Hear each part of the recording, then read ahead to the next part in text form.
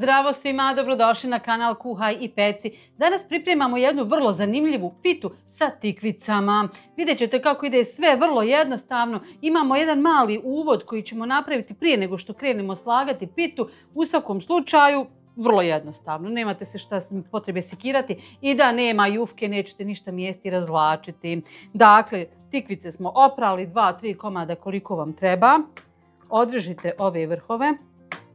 Prepolovite tikvicu. Da nađem neku u sredinu kobajagi. Evo je. Nije uopšte stara, fina, mlada. Samo da uzmem guljač. Nemojte je svu oguliti, samo ovako na par mjesta. Evo, taman na 3 mjesta. Prerežite je popola, ali otprilike nekih 2-3 prsta ostavite ovako gore. To ćemo polako. Evo vidite, ide to. Tako. Evo do ovdje vidite da sam prerezala. I sada ovako.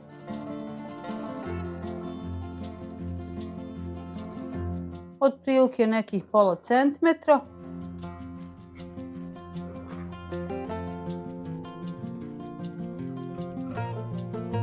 Evo još jedna. Sad ćete da vidite šta smo dobili. Evo vidite jednu lepezu koju ćemo dobro osoliti sada i staviti u ovo cjedilo da se cijedi dok mi pripremimo sve ostalo.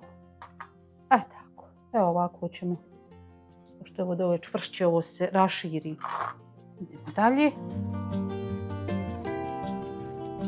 Nakon što smo sve pripremili, idemo za poslom. Kao što vidite, ovdje sam pripremila namirnice, da kažemo, za, recimo, razljevak, uljevak sa tikvicama. Međutim, tikvice ne idu u ovo tijesto. U ovo tijesto ide ribani sir, mrkva, brašno.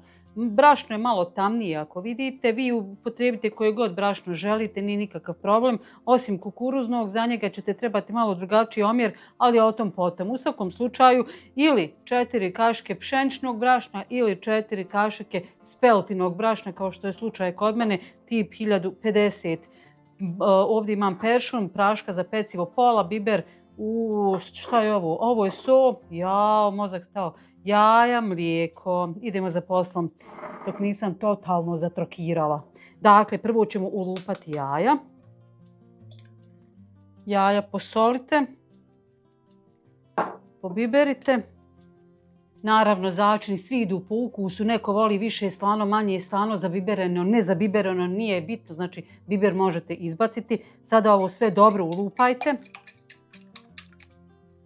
Dodajte mlijeko, peršun, odmah jedno po jedno, nema potrebe da čekate sad nešto da mučkate jednu po jednu ovaj sastojak. Evo ovako usput ćemo.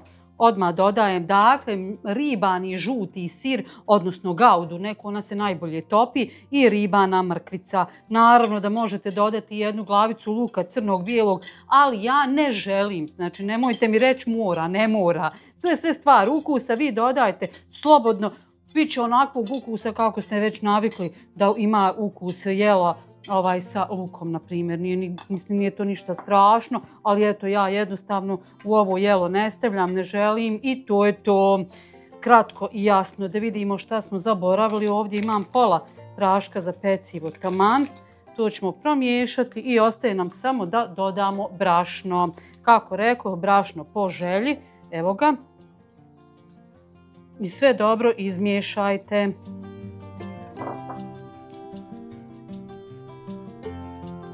Treba nam ubrus. Upalit ćemo šporet, ovu ringu da nam se zagrijava ulje. Ovdje ima maslinovo ulje, nekih 4-5 kašika otprilike. Ovo nam stoji sada sa strane. Sada ćemo tikvice, fino koje su pustile vodu, jako mekšale, vidite. Sada ćemo ih fino osušiti ubrusom i svaku tikvicu redati na dobro zagrijano ulje. Malo ćemo sačekati. Evo, dok se ulje zagrijalo, ja sam sve tikvice fino posušla. Sada ih malo ovako lepezasto poredate na vruće ulje.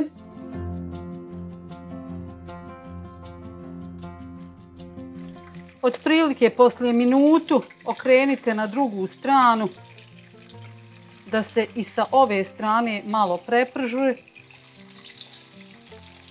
Svaki komad izvadite u tepsiju u kojoj ćete peći pitu. Fino poredajte i ponovite postupak onoliko puta koliko imate tikvica, jel?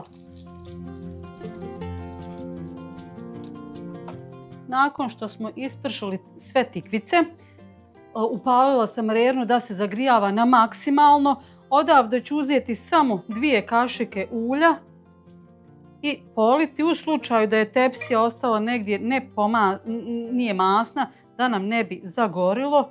I to je apsolutno dovoljno jer masnoće ima u tikvici i to je sva masnoća koju ćemo u stvari mi da iskoristimo. Sada ćemo na ove tikvice da izlijemo ovu našu masu koju smo pripremili, smjesu od jaja i brašna, povrća. Slobodno ovako malo raširite. Nemojte misliti da je malo. Ne treba da bude previše ove mase, hoću reći ovog tijesta, pa da to bude debelo. Treba i ove tikvice malo da dođu do izražaja i da se osjete kada jedemo, jel? A ne da bude samo tijesto. To je poenta. Evo vidite kako se one fino još vide još tu kad prašak za pecivo nadođe, bit će to super. Sada ćemo mi tu da poredamo malo paradajza, kockica, ne morate sve, možete ostatak pojesti slobodno. Evo ja vam dajem dozvolu. Znate šta, isto se ovo može uraditi sa patliđanima, međutim, ja imam veto na unos patliđana i bundeva u kuću. Ne daju mi, znači, da unesem u kuću ništa od to dvoje.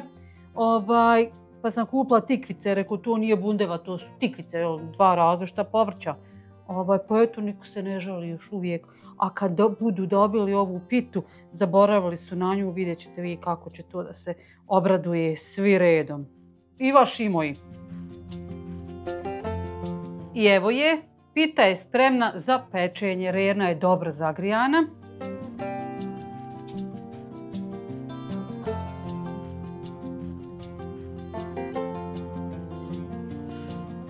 Evo naše pite sa tikvicama. Pogledajte vi kako to krasno izgleda. Pa tačno mami da je fino sjedete i pojedete onako cijelu.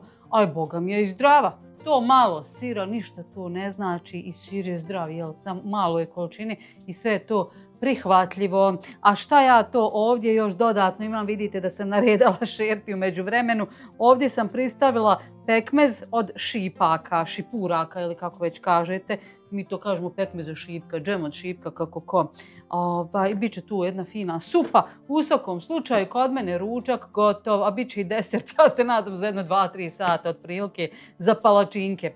Eto, to bi bilo sve za danas. Ja toplo preporučujem da isprobate i ovu varijantu pite sa tikvicama jer je jako ukusno. Vidite, uopšte nije nešto zahmetli teško napraviti, tako da evo, izvolite recept pa pripremite, javite mi kako vam se dopada. Ako vam se dopada, lajkajte, prijavite se na moj kanal ukoliko to niste, pa se gledamo opet. Ćao!